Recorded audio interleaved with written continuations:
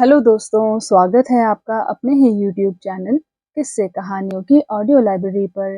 दोस्तों, हम सुन रहे हैं श्री शरत चंद्र चट्टोपाध्याय जी द्वारा रचित उपन्यास ग्रहदाह का 10वां भाग। अच्छा, इससे पहले कि हम कहानी की ओर आगे बढ़ें, मैं आशा करती हूँ कि आपने अभी तक इस चैनल को सब्सक्राइब कर लिया होगा, और अगर नहीं किया है तो अभी कर लीजिए। तो चलिए शुरू करते हैं आज का भाग। सुबह की पहली जोत में पति के चेहरे पर नजर पड़ते ही अचला का हृदय हाहाकार करके रो उठा। किसी भी तरह से वह अपने आंसू रोक न सकी। यह क्या हो गया? धूल, बालू, राख से सिर के बाल रूखे, सूखे रूखे चेहरे को झुलसाकर आग की लपटों ने उसके पति को एक ही रात में बूढ़ा बना दिया था। चारों तरफ घूम फिर कर बस्ती के लोग शोर कर रहे थे। कांसे पीतल के बर्तन बासन तो सब गए, दिखाई नहीं दे रहे थे। खैर, बर्तन जाएं, मगर शाल दुशाले गहने पाते ही एक बक्स में कितने बच रहे होंगे, इसी पर खासी समालोचना चल रही थी। थोड़ी ही दूर पर बुझते हुए अग्निस्तूप की तरह सोनी निगाहों से देखता हुआ महिम चुप खड़ा था।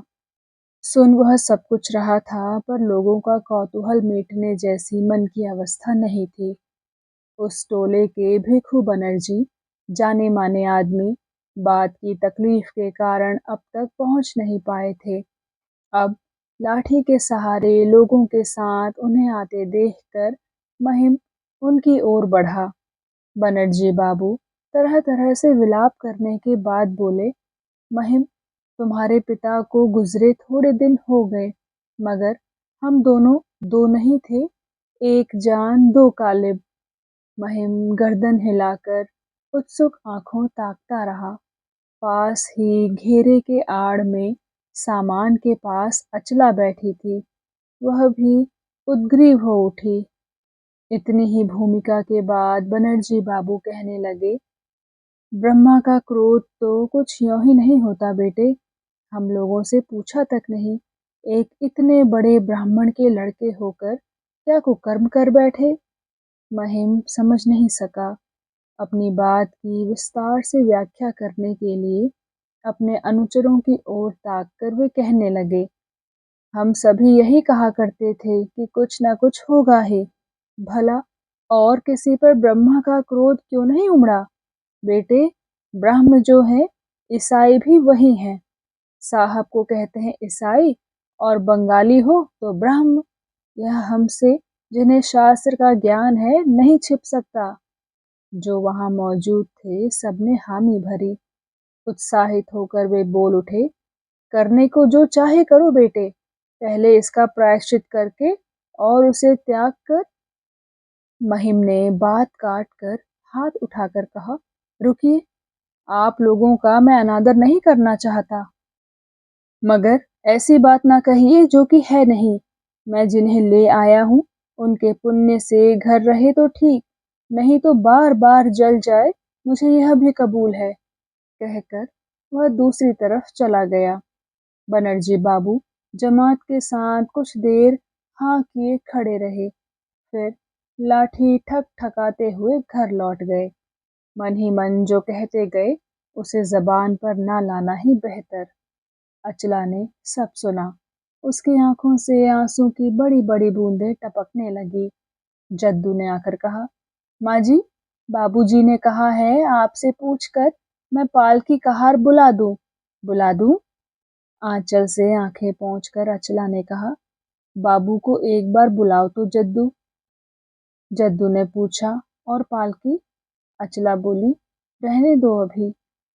महिम के नजदीक आकर खड़े होते ही उसकी आंखों में फिर आंसू आ गए। उसने झुककर अचानक उसके पैरों की धूल ली कि महिम चकित और व्यग्र हो पड़ा। शायद हो कि वह पति के हाथ पकड़कर पास बैठाती, या कि और कोई बचपना कर बैठती। क्या करती, यह उसके अंतर्यामी ही जाने। लेकिन सवेरा हो चुका था। चारों तरफ उत्सुक लोग थे। अचला ने अपने को संयत करके कहा, पालकी किस लिए? महिम ने कहा, 9 बजे वाली गाड़ी पकड़ना ही तो सब तरह से अच्छा रहेगा। 1 बजे तक घर पहुंचकर नहा खा सकोगी। रात भी तो तुमने नहीं खाया। अचला ने पूछा, और तुम? महिम बोला, मैं? फिर महिम ने जरा सोच कर कहा, मेरा भी कोई ना कोई उपाय हो ही जाएगा। अचला बोली, तो फिर मेरा भी होगा, मैं नहीं जाऊंगी। महिम बोला, कौन सा उपाय होगा, कहो। अचला इस बात का जवाब न दे सकी। एक बार तो उसकी जुबान पर आया, जंगल में पेड़ तले, मगर वास्तव में तो यह संभव नहीं, और बस्ती में किसी के यहाँ घंटे भर के लिए भी पनाह लेना कितना अपमानजनक है, उसका आभास तो अभी-अभी अच्छी तरह से वह पा चुकी है। मृणाल की बात याद नहीं आई सो नहीं, बार-बार याद आई, पर शर्म से वह बोल नहीं सकी। कुछ देर चुप रहकर बोली, तुम भी मेरे साथ चलो। महिम ने आश्चर्य से कहा, मैं साथ चलूं? लाभ? अचला ने कहा, लाभ हानि देखना अब मेरे जिम्मे रहा। तुम्हारे हेतु अब यहाँ ज्यादा है नहीं, यह मैं खूब देख चुकी। फिर तुम्हारी सूरत रात ही भर में कैसी हो गई है, तुम नहीं देख पा रहे हो, मैं देख रही हूँ।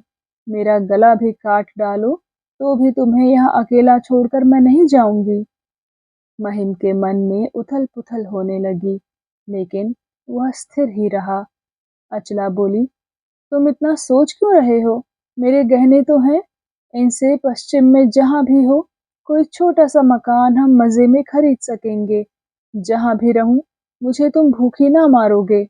कोशिश तुम्हें करनी ही होगी। और कह तो दिया, वह भार अब के मुझ पर रहा। जद्दू ने आकर पूछा, पालकी ले आऊं माँ जी? जवाब के लिए अचला उत्सुक हो पति की ओर ताकने लगी। महिम ने जवाब दिया, जद्दू को पालकी लाने का हुक्म दिया और स्त्री से कहा, मगर मैं तो अभी नहीं जा सकता। सुनकर अनिर्वचनीय शांति और तृप्ति से अचला का हृदय भर गया। मन के आवेग को दबाकर उसने कहा, मानती हूँ, तुरंत चल सकना तुम्हारा नहीं हो सकता, मगर यह कहो कि सांझ की गाड़ी से जरूर जाओगे, नहीं तो मैं भोजन लिए बैठी सोचती रहूंगी। और मगर उसका मंतव्य महिम के निश्वास में मानो डूब गया। वह उदास होकर बोली, सांझ को नहीं जा सकोगे तो फिर अंधेरी रात में किसके यहाँ? पर कहते कहते वह रुक गई।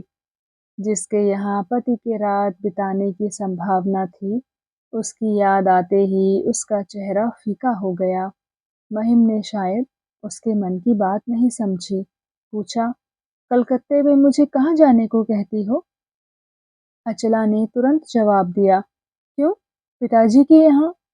महिम ने सिर हिलाकर कहा, नहीं। अचला बोली, नहीं क्यों? वह भी क्या तुम्हारा अपना घर नहीं? महिम ने वैसे ही सिर हिलाकर कहा, नहीं। अचला ने कहा, ना हो तो वहां 2 ही दिन रहकर हम पश्चिम चले जाएंगे। महिम फिर बोला, नहीं।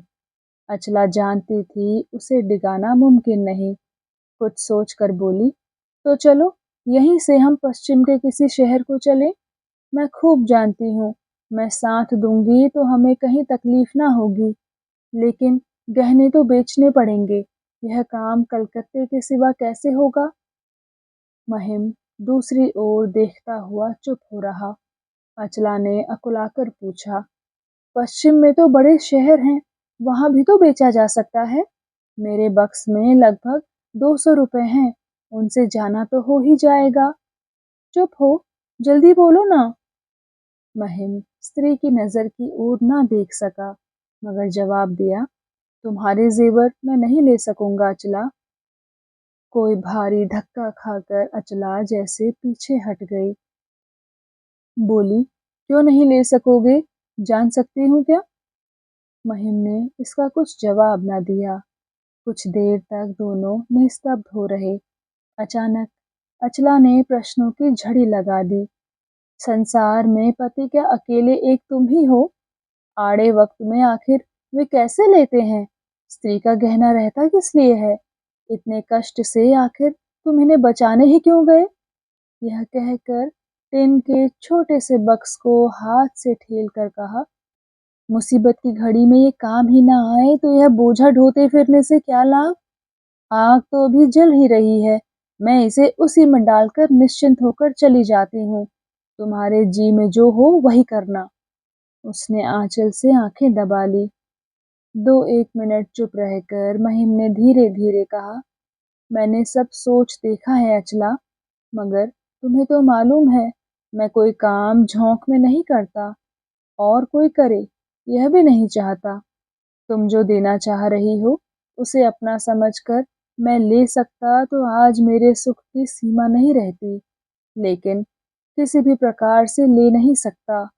मेरी तकलीफ देखकर और भी बहुतेरे लोगों ने बहुत बहुत देना चाहा था, लेकिन वह जैसी दया थी यह भी वैसी ही दया है, लेकिन इसमें न तुम लोगों का न अपना किसी का भला ना होगा, ऐसा ही मेरा विश्वास है।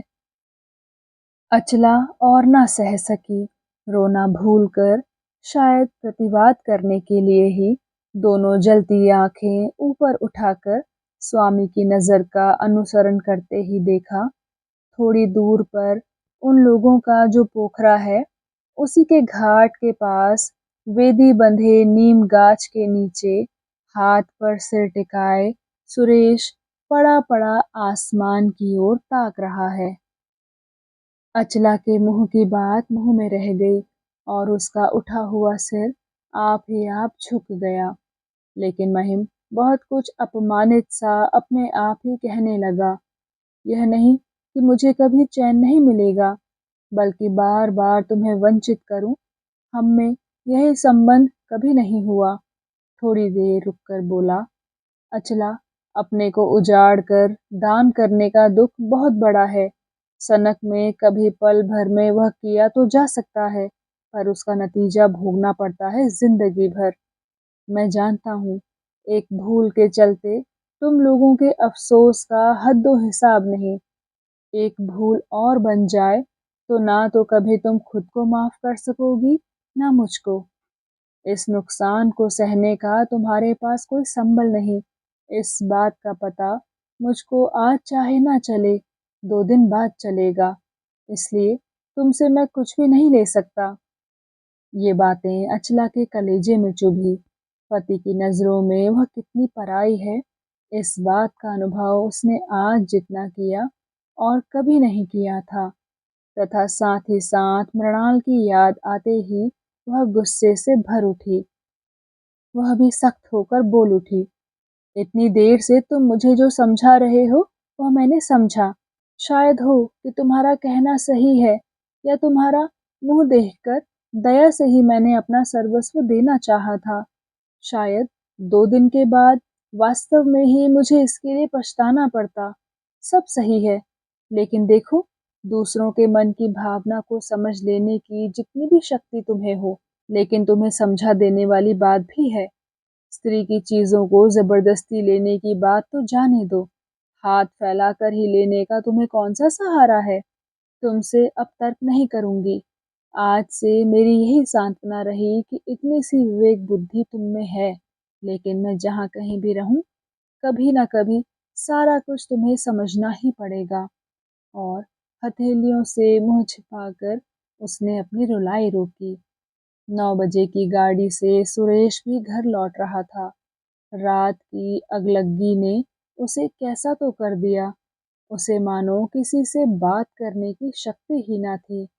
गाड़ी को कुछ देर थी। महिम को स्टेशन के एक किनारे ले जाकर सुरेश ने कहा, महिम, इस अगलग्गी के लिए तुम्हें मुझ पर तो संदेह नहीं है? उसके दोनों हाथों को कसकर दबाकर महिम ने कहा, छी। सुरेश की आंखें डबडबा गई। रुंधे स्वर से बोला, कल से इसी के लिए मुझे चैन नहीं है महिम। महिम ने चुपचाप उसके हाथ को सिर्फ दबा दिया। उसके बाद बोला, एक सच्चा गुनाह बहुतेरे झूठे गुनाहों को ढो लाता है सुरेश, लेकिन बेहद दुख पाकर तुम और चाहे जो करो जिसे क्राइम कहते हैं वह नहीं कर सकते, ऐसा आज भी मेरा विश्वास है। जरा रुक कर बोला, तुम भगवान को नहीं मानते सुरेश, लेकिन जो मानते हैं वे सदा यही प्रार्थना करते हैं कि भगवान जिनमें है उनके इस विश्वास को ना तोड़ दें। गाड़ी आ लगी। औरतों के डिब्बे में अचला और उसकी नौकरानी को चढ़ाकर सुरेश के पास आते ही उसने खिड़की से हाथ निकालकर महिम का हाथ पकड़कर कहा, तुमने मेरी कल की क्षतिपूर्ति करने की प्रार्थना ना मानी, पर ईश्वर तुम्हारी प्रार्थना को मंजूर करे भाई, मुझको वे और छोटा ना करें। कहकर उसने हाथ छुड़ाकर मुंह फेर लिया। उधर खिड़की पर मुंह रखकर अचला अब तक जद्दू से चुप चुप में जाने क्या कह रही थी। महिम के करीब आते ही उसने पूछा, मृणाल दीदी के पति क्या आज गुजर गए? महिम ने सिर हिलाकर कहा, हाँ, सुना, थोड़ी देर पहले चल बसे। अचला ने पूछा, 10-12 दिनों से निमोनिया के शिकार थे, मुझे यह बताना भी तुमने आवश्यक नहीं समझा? महिम ने इसका जवाब देना चाहा, पर कैसे क्रम बिठाकर कहे, यही सोचते सोचते सीटी बजाकर गाड़ी खुल गई। उधर केदार बाबू की सेहत अभी पहले जैसी नहीं हो पाई थी। खा पी कर बरामदे में एक इजी चेयर पर पड़े पड़े अखबार पढ़ते हुए शायद जरा आंखें लग गई थी। दरवाजे पर खटका और गाड़ी की रूखी आवाज से उन्होंने आंख खोलकर देखा। सुरेश और उसके साथ ही साथ उसकी बेटी और दाई गाड़ी से उतरी। नींद उनकी काफूर हो गई। जाने कैसी एक शंका से उन्होंने जोर से कहा, अचला, तुम कहाँ से सुरेश? मामला क्या है? मैं तो कुछ समझ नहीं पा रहा हूँ। अचला ने आकर पिता के चरणों की धूल ली। सुरेश ने नमस्ते करके कहा, महिम का तार नहीं मिला? केदार बाबू ने घबरा कर कहा, कहाँ? नहीं तो। एक कुर्सी खींचकर बैठते हुए सुरेश बोला, तो या तो वह तार लगाना भूल गया या अभी पहुंचा नहीं है। केदार बाबू बोले, भाड़ में जाए तार, माजरा क्या है यह बताओ ना, इन्हें तुम ले कहाँ से आए? सुरेश बोला, कल रात महिम का घर जल गया। केदार बाबू आश्चर्य में बोले, घर जल गया? सर्वनाश, कहते क्या हो? घर जल गया? कैसे जला? महिम कहाँ है? तुम्हें ये कहाँ मिली? एक सांस में इतने सवाल पूछकर केदार बाबू धप से अपनी आराम कुर्सी पर बैठ गए। सुरेश ने कहा, मैं इन्हें वहीं से लेकर आ रहा हूँ, मैं वहीं था ना। केदार बाबू का मुखड़ा बड़ा अप्रसन्न केदार बाबू का मुखड़ा बड़ा अप्रसन्न और गंभीर हो उठा। बोले, तुम वहीं थे? कब गए वहां? मुझे तो नहीं मालूम। मगर वो कहाँ है? सुरेश बोला, महिम तो आ नहीं सकता, इसलिए। उनका गंभीर मुखड़ा स्याह पड़ गया। सिर हिलाकर बोले, नहीं, नहीं, यह सब अच्छी बात नहीं, बड़ी बुरी बात, घोर अन्याय, यह मैं हरगिज। कहते कहते नजर उठाकर उन्होंने बेटी की ओर देखा। अचला अब तक एक कुर्सी का हाथ थामे खड़ी थी। पिता का यह संदेह उसके हृदय में गड़ा। उसके यह अचानक आ जाने के हेतु वे जरा भी यकीन नहीं कर सके। यह साफ समझकर लज्जा और घृणा से उसके चेहरे पर लहू का चिन्ह तक न रहा। केदार बाबू से यहाँ भूल हो गई। बेटी की सूरत से उनका संदेह और मजबूत हो गया। आराम कुर्सी पर लेटकर अखबार को चेहरे पर रखते हुए एक निश्वास छोड़ बोल उठे, तुम लोग जो ठीक समझो करो, मैं कल ही घर छोड़कर और कहीं चला जाऊंगा। सुरेश ने अचरज भरी नाराजगी से कहा, आप यह सब कह क्या रहे हैं केदार बाबू? आप घर छोड़कर ही क्यों जाएंगे? और हुआ ही क्या है? कहकर वह कभी अचला और कभी उसके पिता की ओर ताकने लगा, लेकिन उसे किसी का मुंह दिखाई नहीं पड़ा। केदार बाबू का कोई जवाब न पाकर सुरेश उठ खड़ा हुआ। बोला, खैर, महिम ने मुझे जो भार सौंपा था, हो गया। अब आप लोग जो इच्छा समझे करें। मैं नहा खा नहीं सका हूँ, घर जा रहा हूँ। कहकर वह द्वार की तरफ दो एक कदम बढ़ा ही था कि केदार बाबू उठकर थकी सी आवाज में बोल पड़े, आह, जा क्यों रहे हो? बात क्या है? यह तो बताओ, आग लगी कैसे? सुरेश ने जैसे रूठे हुए से कहा, सो नहीं जानता। केदार बाबू ने पूछा, तुम वहां गए कब? सुरेश बोला, 5-6 दिन पहले। मैंने अभी भोजन नहीं किया, अब देर नहीं कर सकता। कहकर फिर जाने का उपक्रम करते ही केदार बाबू बोल उठे, हाँ हाँ, नहाना खाना तो देख रहा हूँ किसी का नहीं हुआ है, मगर जंगल में तो नहीं आ निकले। यह भी घर ही है, यहाँ भी नौकर चाकर हैं। अचला, बैरे को आवाज दो ना जरा, खड़ी क्या हो?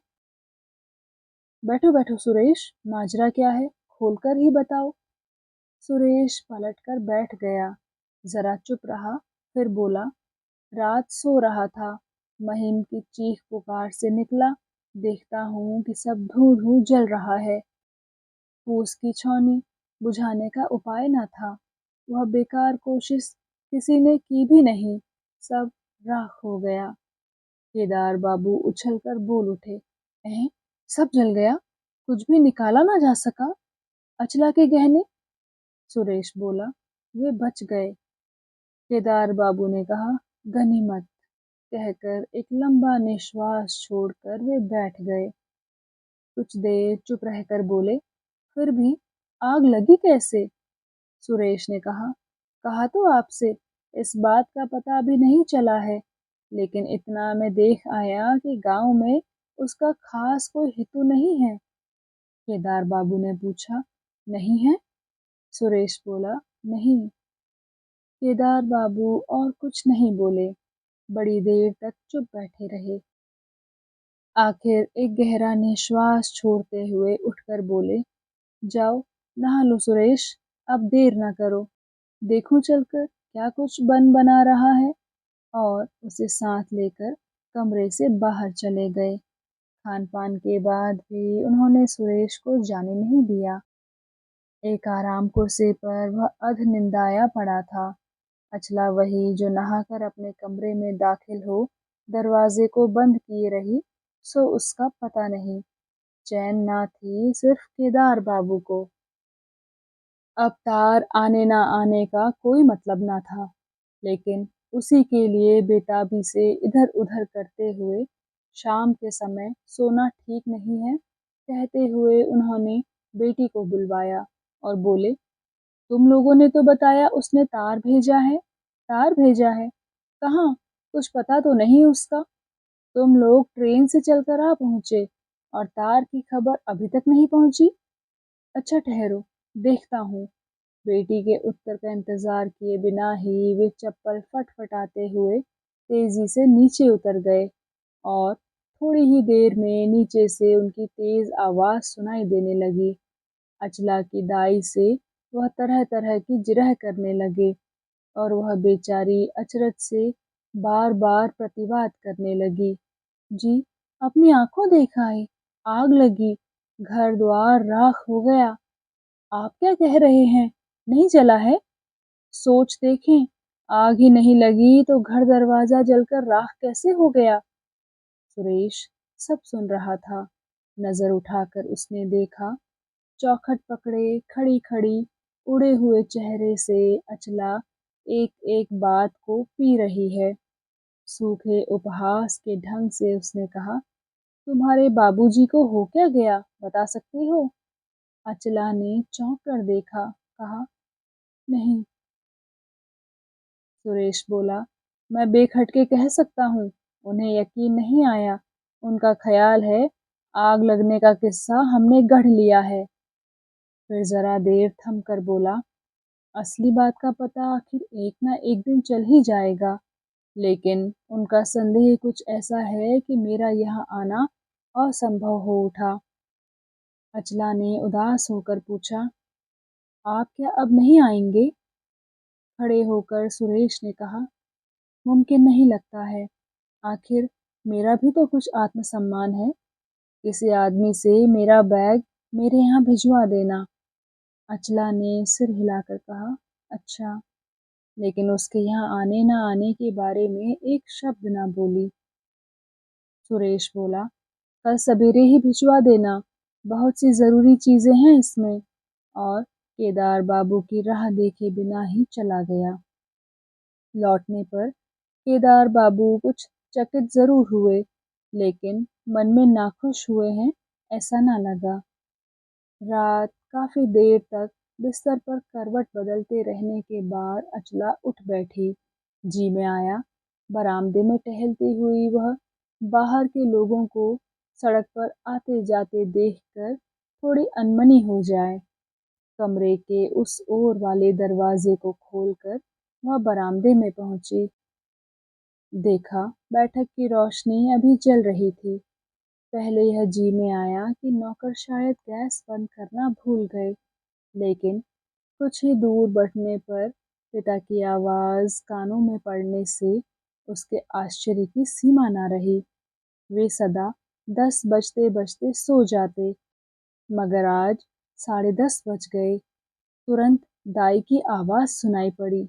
वह कह रही थी, पति चल बसे। मृणाल दीदी अब पति का घर संभालेंगी।